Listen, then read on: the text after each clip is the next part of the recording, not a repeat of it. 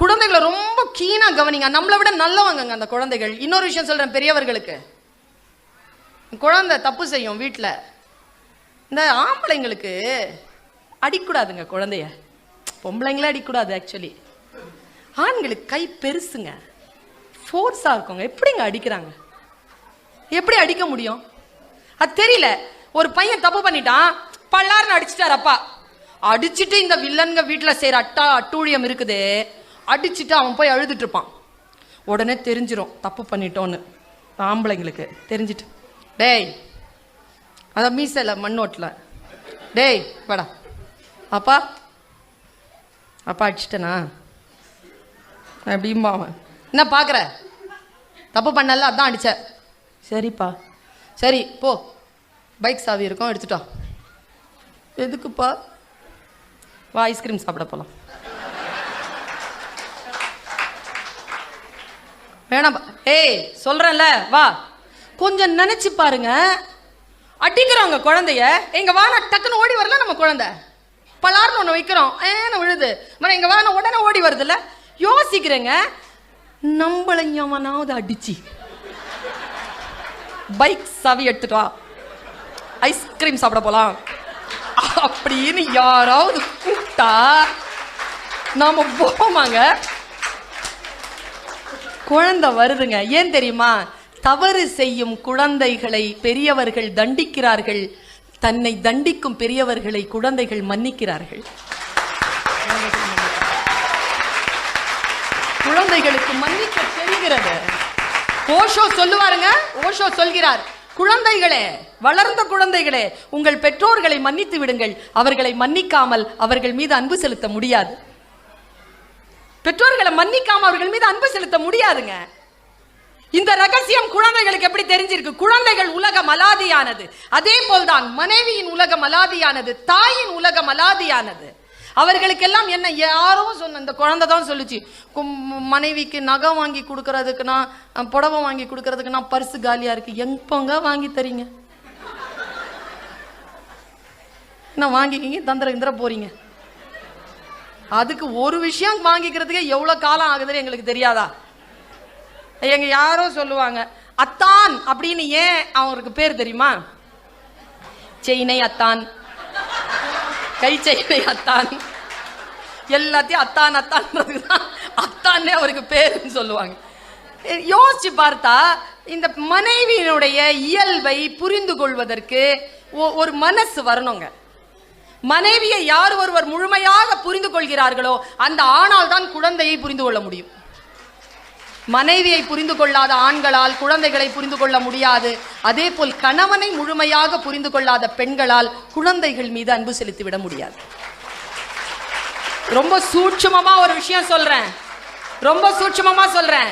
தாயை புரிந்து கொள்வதற்கு புத்திசாலித்தனம் தேவையில்லை, தந்தையின் அன்பை புரிந்து கொள்வதற்கு புத்திசாலித்தனம் தேவைப்படுகிறது.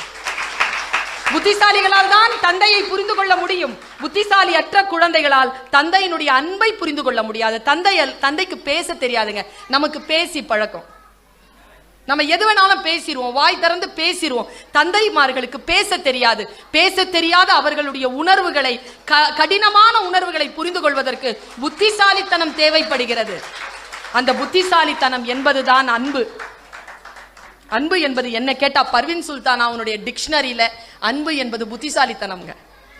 வாழ்க்கையில் சுபிக்ஷமா இருக்கணுமா, அன்பு செலுத்து. பாரதி சொல்றான், மானிடர்கள் என் சொல் கேள்மின், பாடுபடல் வேண்டாம், உணவு இயற்கை கொடுக்கும், நும் பணி அன்பு செய்தல் கண்டீர் அப்படிங்கிறாங்க. இவ்வளவு பெரிய விஷயம் தெரியுமா? பாருங்களேன், குதிரை அடி வாங்குதுங்க, உழைக்குது. யானை அடி வாங்குதுங்க, உழைக்குது. எங்க மாடு அடி வாங்குது. அடி வாங்காத உழைக்காத ஒரே ஜீவன் பொம்மரேனியன் நாய். அத வெறும் கொஞ்சுவாங்க பாருங்க, அது ஒரு வேலையாவது செய்யுமா? ஆனா ஏன் தெரியுமா அதை கொஞ்சறாங்க, மடியில தூக்கி வச்சுக்கிறாங்க? அதுக்கு அன்பு செய்ய தெரியுங்க, அன்பை காட்ட தெரியுங்க. அதுக்கு மற்றதுக்கு தெரியாது. அது காட்டினாலும் நமக்கு புரியாது. நமக்கு புரியுற மாதிரி அன்பை காட்ட நாய்க்கு தெரியுது, நாய்க்கு தெரியுது.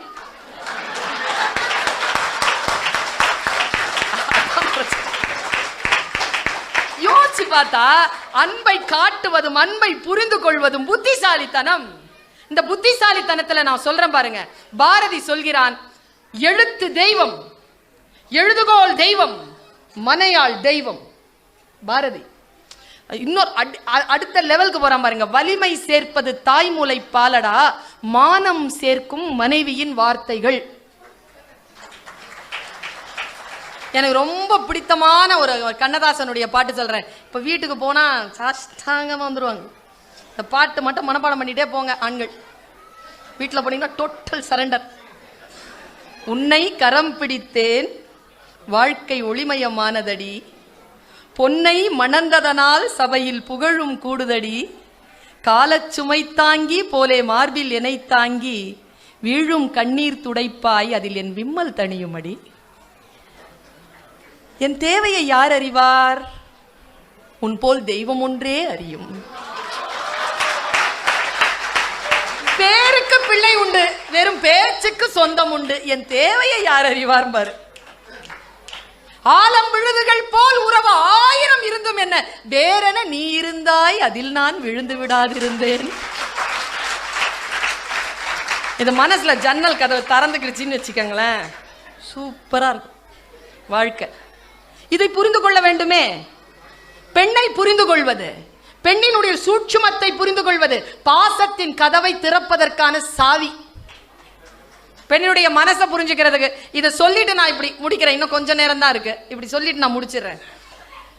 எனக்கு யூடியூப்ல கேட்டிருக்கலாம், நான் கல்கட்டா போயிருந்தேன், அந்த ஒரு அனுபவத்தை சொல்லிடுறேன். எனக்கு இந்த பழைய கட்டடங்கள்லாம் பார்க்க ரொம்ப பிடிக்கும். என்ன காரணம்னா, அதில் என்னுடைய மூதாதையரின் ஒரு 200-300 வருஷத்துக்கு முன்னால வாழ்ந்த மனிதர்களின் விரல்கள் பட்டு இருக்கும்ல அங்க.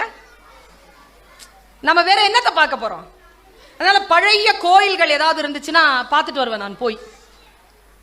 எப்படி கட்டியிருப்பான்ல இதை, எப்படி செதுக்கியிருப்பான்ல இதை, மனசு பின்னோக்கி போகும். பேசிக்கலா லிட்ரேச்சர் நான் ரொம்ப ரசிப்பேன். நான் இந்த விஷயங்களை, எனக்கு விவேகானந்தரை ரொம்ப பிடிக்குங்க. ஏன் பிடிக்கும்னா, ராமகிருஷ்ண பரமஹம்சரை பிடிக்கும்.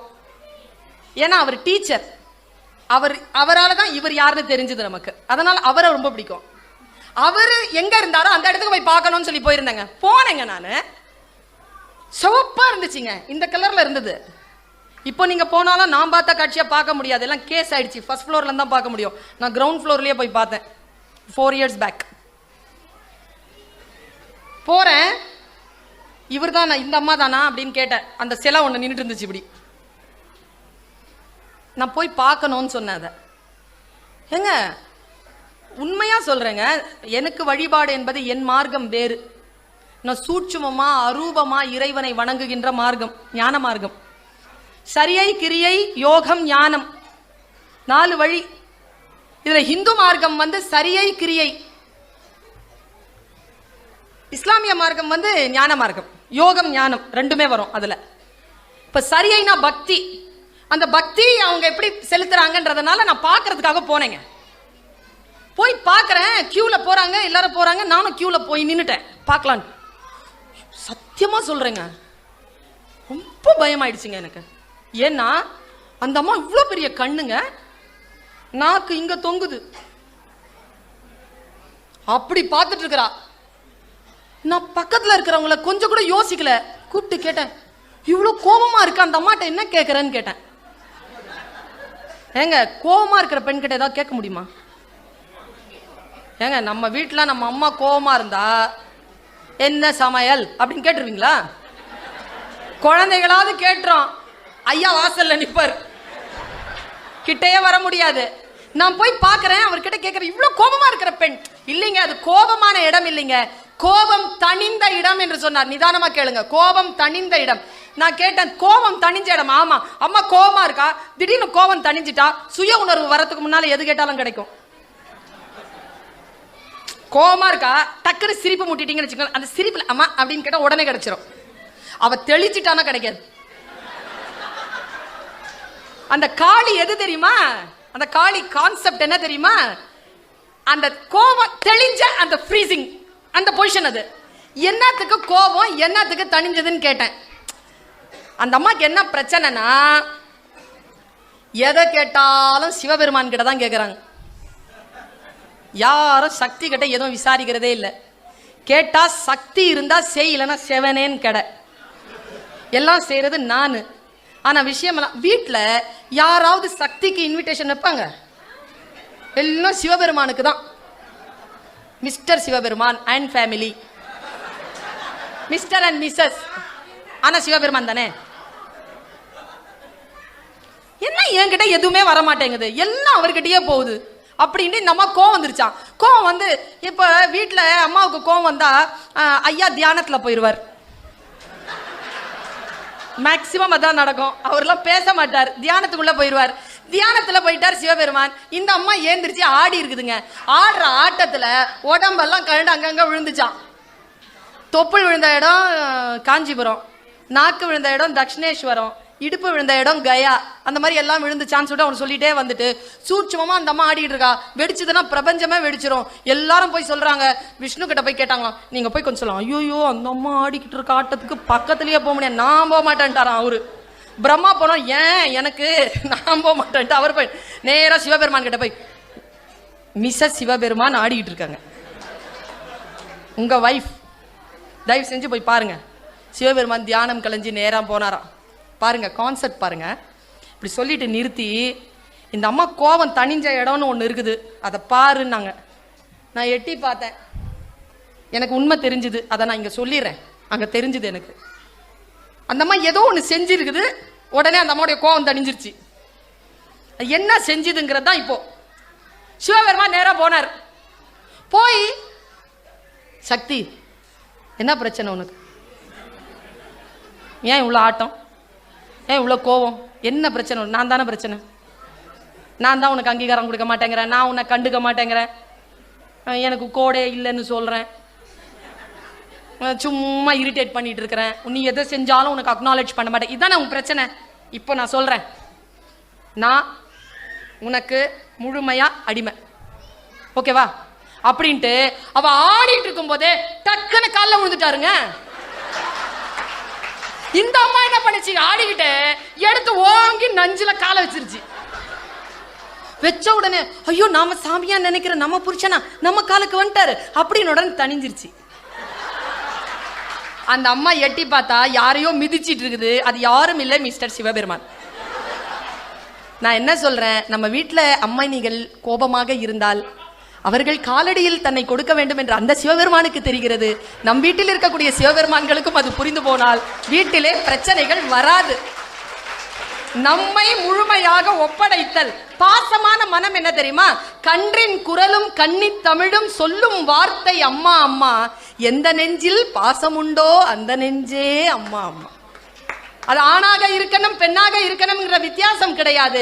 யாரிடத்தில் பாசம் இருக்கிறதோ அவர்கள் அம்மாவாகிறார்கள். அம்மா என்ற சொல்லுக்கு என்ன அர்த்தம்? தாயிற் சிறந்த கோயிலும் இல்லைங்கிற அந்த பாட்டு உங்களுக்கு தெரியும். பொறுமையில் சிறந்த பூமியும் உண்டு, பூமியை விஞ்சும் தாய்மனம் உண்டு, கோவிலில் ஒன்று குடும்பத்தில் ஒன்று, கருணையும் தாய்மையும் கடவுளும் ஒன்று, இல்லையா? அந்த தாயை, அந்த மனைவியை, அந்த கணவனை நேசிக்கக்கூடிய இந்த சூழ்நிலையில் குடும்பம் நன்றாக இருந்தால் இந்த குடும்பத்தின் சூழ்நிலையில் வாழக்கூடிய குழந்தைகள் மிக ஆளுமை திறனோடு வளர்கிறார்கள். இவ்வளவுதான் பேசிக். இவ்வளவுதான். நாம் கொடுக்கக்கூடிய பணத்தினால் இந்த குழந்தைகளுக்கு வசதிகள் வரும், வாய்ப்புகள் வரும். ஆனால் நின்று நிலைத்து விளையாடக்கூடிய அந்த தகுதிப்பாடு வர வேண்டும் என்றால், நான் ஒன்று சொல்றேங்க, நாம் இழந்து வருகின்ற மிக முக்கியமான விஷயம், குழந்தைகளுக்கு நாம கொடுக்க மறுக்கிற இன்னொரு விஷயம் சொல்றேன், ரொம்ப கவனமா கேளுங்க. ஒற்றை பிள்ளை பல வீடுகள்ல. இன்னைக்கு அந்த சிவாதான் ரொம்ப சொன்னார், நிறைய உறவுகளை சொன்னார். மாமா மாமி அத்தை சித்தப்பா பெரியப்பா மதனி மச்சினி என்னென்னமோ சொன்னார்ல. ஒத்த பிள்ளை ஒரு வீட்டிலன்னு வச்சுக்கோங்க, இன்னொரு வீட்லேயும் ஒத்த பிள்ளைன்னு வச்சுக்கோங்க. அதுங்க ரெண்டுத்துக்கும் கல்யாணம் பண்ணி வச்சிருங்க. அதுக்கு பிறக்கிற குழந்தைகளுக்கு நோ சித்தப்பா, நோ பெரியப்பா, நோ மதனி, நோ மச்சினி, யாரும் கிடையாது. அவ்வளோதான். உனக்கு நீ, எனக்கு நான், உன்னால நான் கேட்டேன், என்னால நீ கேட்டேன். இதில் எல்லாம் இன்னும் குறைச்சி வச்சுக்கிறது என்ன தெரியுமா? பெரியவங்க கிட்ட கூட குழந்தைங்களை விடுறது இல்லைங்க. பெற்றோர்கள் கிட்ட, வயசானவங்க கிட்ட அந்த பாசத்தை கூட கொடுப்பது இல்லை. இந்த பாசத்தை கொடுக்காமல் முதியோர் இல்லங்கள் நிறைய வந்துருச்சு. என்ன கொடுமைங்க இது? இது நம் குடும்பங்களில் வரலாமா? நாம் வருவது நம்முடைய வாழ்க்கை எல்லாம் பணத்திற்காக இருந்தாலும் அந்த பணம் எதற்காக என்றால் பாசத்திற்காகத்தானே. நெல்லை ஜெயந்தா சொல்லுவாங்க, இந்த முதியோர் இல்லத்தை பற்றி நெல்லை ஜெயந்தா சொல்லுவான், இந்த மனித காட்சி சாலைகளை பார்ப்பதற்கு அவ்வப்போது சில பால் குடித்த மிருகங்கள் வந்துவிட்டு போகும். இப்பொழுதெல்லாம் இவள் நிமிர்ந்து நிலாவை பார்ப்பதில்லை. வளைந்த முதுகு தண்டு வலிக்கும் என்பதற்காக அல்ல, பால் கொடுத்த மார்பு வலிக்கும் என்பதற்காக இப்பொழுதெல்லாம் இவள் நிமிர்ந்து நிலாவை பார்ப்பதில்லை. இப்படிப்பட்ட சோகமாக இருக்கக்கூடிய வீடுகளில் பணத்தினால் நீங்கள் என்ன கொண்டு போய் செலுத்தி விட முடியும்? உங்களுடைய பர்ஃபியூம் அந்த மனப்புழுக்கத்திற்கு ஆறுதலா? உங்கள் சாக்லேட்ஸ் அந்த கசப்புகளுக்கு மருந்தா? இல்லை. அந்த கசப்புகளுக்கான, அந்த வியர்வைக்கான அந்த மருந்து என்பது நீங்கள் அவர்கள் மீது வைத்திருக்கக்கூடிய பற்றுதான். நான் சொல்லுகிறேன், பணம் முக்கியம். பணம் இல்லாமல் ஒன்றும் அசையாது. பணம் முக்கியம்தான். ஆனால் நான் டீச்சர்ல இப்படி மார்க் போடுறேன், டீச்சர் இல்லையா, இப்படி மார்க் போடுறேன். அவங்களுக்கு இவங்களுக்கு 2 பேருக்கும் மார்க் போடணும். மார்க் போடுறதுக்கு முன்னால ஒரு செய்தி சொல்றேன். குழந்தைகளுக்கு இன்றைக்கு எக்ஸலண்டா இருக்கணும்னு சொல்லி கொடுக்காதீங்க. எக்ஸலண்டா வேணாங்க நம்ம குழந்தைகள். எக்ஸலண்ட் என்ன தெரியும்? போட்டி. இந்த போட்டி மனப்பான்மை தான் எல்லாவற்றையும் சீரழிக்கிறது. நான் சொன்னேனே, 532 பரிசுகள் வாங்கினது அல்ல பர்வீன் சுல்தானாவின் வெற்றி. 1500 மேடைகள் தான் பர்வீன் சுல்தானாவின் வெற்றி. பார்ட்டிசிபேஷன் கொடுங்க குழந்தைகளுக்கு. நீங்க குழந்தைகளை உத்வேகப்படுத்துகின்ற பொழுது நான் பார்த்தேங்க, கண்ணால பார்த்தேன். அது யாரோ யூடியூப்ல கூட இப்ப சொல்லிட்டு இருக்காங்க. கண்ணால நான் வந்து சின்ன குழந்தைகளுக்கு நான் வந்து எல்கேஜி யூகேஜி டீச்சரா இருக்கும் பொழுது நான் கண்ணால பார்த்தேங்க. 10 குழந்தைகள் ஓடுறாங்க, எல்கேஜி குழந்தைகள் ரன்னிங் ரேஸ்.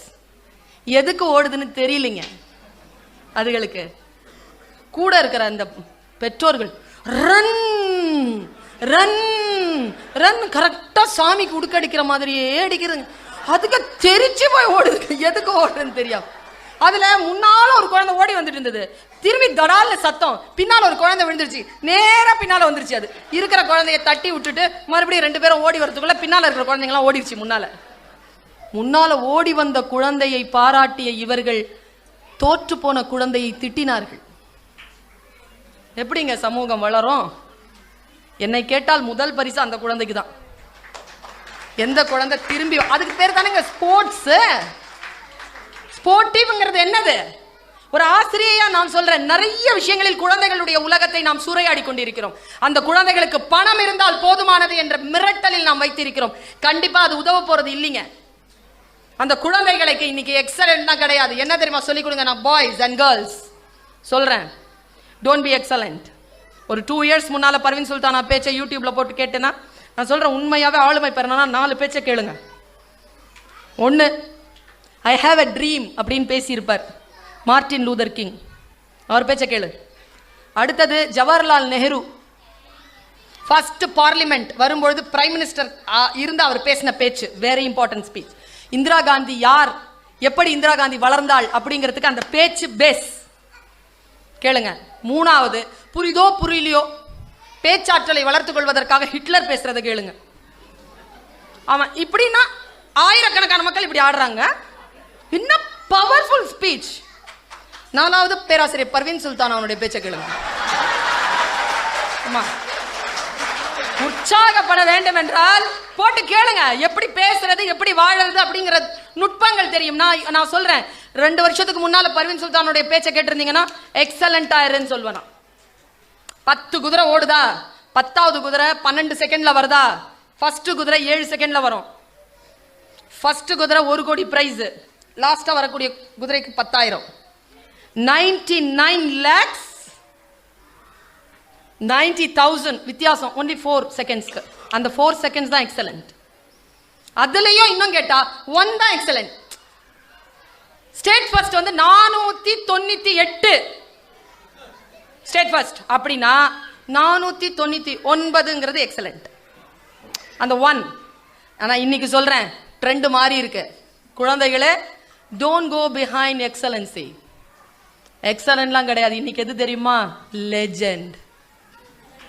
லெஜெண்ட்,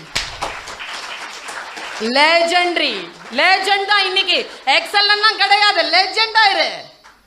லெஜெண்ட்ங்கிறது என்ன தெரியுமா? தமிழ்ல எனக்கு சொல்ல தெரியலங்க, சாரி. ஐ படத்துல சொல்லல, அதுக்கும் மேல, அதுக்கும் மேல. அப்படி நில்லு. பணம் அல்ல முக்கியம். உன்னுடைய ஆற்றலை முழுமைப்படுத்து.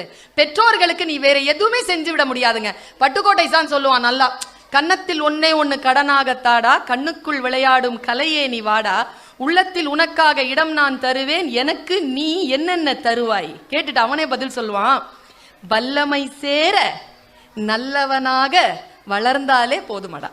அவ்வளவுதான். இதுதான், இதுதான் தீர்ப்பு.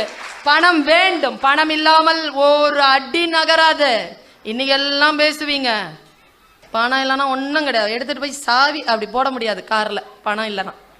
முதல்ல இங்க வந்து உட்கார முடியாது. $25 கொடுத்தாதான் உள்ள வரவே முடியும். வருஷத்துக்கு $50 மாத்துங்கன்ற நான். இவ்வளவு அழகான பேச்செல்லாம் $25 கிடைக்குமா? $50 மாத்துங்க. காசு தேவை. ஆனால் ஒன்று சொல்லுகிறேன், $50 கொடுத்துட்டு சும்மா உட்கார்ந்துட்டு இருக்க முடியுமா? குவாலிட்டி இருக்க வேண்டாமா? அந்த குவாலிட்டி தான் பாசம். குவாலிட்டி தான், அது குவான்டிட்டி. அதுக்கு பர்வீன் சுல்தானா என்கின்ற டீச்சர் 49 மதிப்பெண்களை தருகிறேன். இதற்கு 51 மதிப்பெண்களை தந்து பாசம்தான் குழந்தைகளுக்கு தேவை என்ற நல்லதொரு தீர்ப்பை வழங்கி வாய்ப்பளித்த உங்கள் அத்துணை பேரையும் என் இன்தமிழால் வாழ்த்துகிறேன். நீங்கள் அனைவரும் இல்லாண்டு இன்பாண்டு பண்பாண்டு பாராண்டு வாழ்க பல்லாண்டு பல்லாண்டு பல்லாண்டு என்று செந்தமிழால் வாழ்த்தி விடை